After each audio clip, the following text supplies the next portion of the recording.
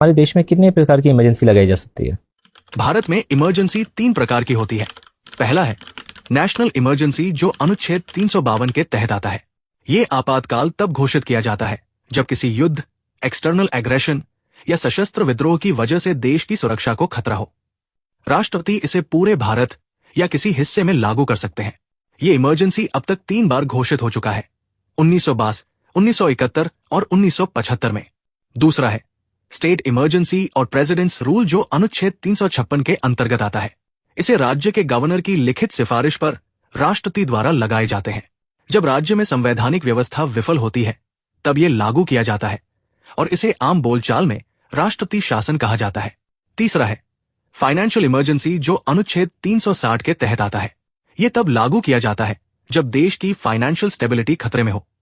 अब तक भारत में फाइनेंशियल इमरजेंसी कभी लागू नहीं हुआ है। ये बताइए कि भारत में कितने राज्य ऐसे हैं जो तटवर्ती राज्य कहे जा सकते हैं? भारत में कुल 9 तटीय राज्य और 4 केंद्र शासित प्रदेश हैं जो समुद्र से लगते हैं। 9 राज्य में गुजरात, महाराष्ट्र, गोवा, कर्नाटक, केरल, तमिलनाडु, आंध्र प्रदेश, ओडिशा और पश्चिम बंगाल, और 4 केंद्र शासित प्रदेश में दमन और दीव, लक्षद्वीप, पुडुचेरी और अंडमान निकोबार द्वीप समूह। अब बात करते हैं भारत की कुल तट रेखा की। पुरानी माप के अनुसार ये 7,516 किलोमीटर थी, लेकिन ये आंकड़ा 1970 का था। 2023 में सर्वे ऑफ इंडिया ने नई सैटेलाइट मैपिंग की और अब भारत की कुल तट रेखा है 11,098 किलोमीटर।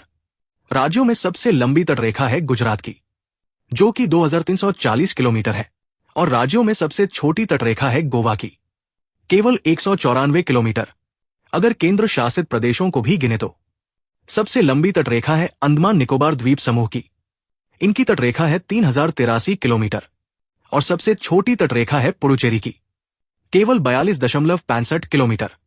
अगर ये वीडियो आपको पसंद आई तो लाइक और सब्सक्राइब जरूर करें।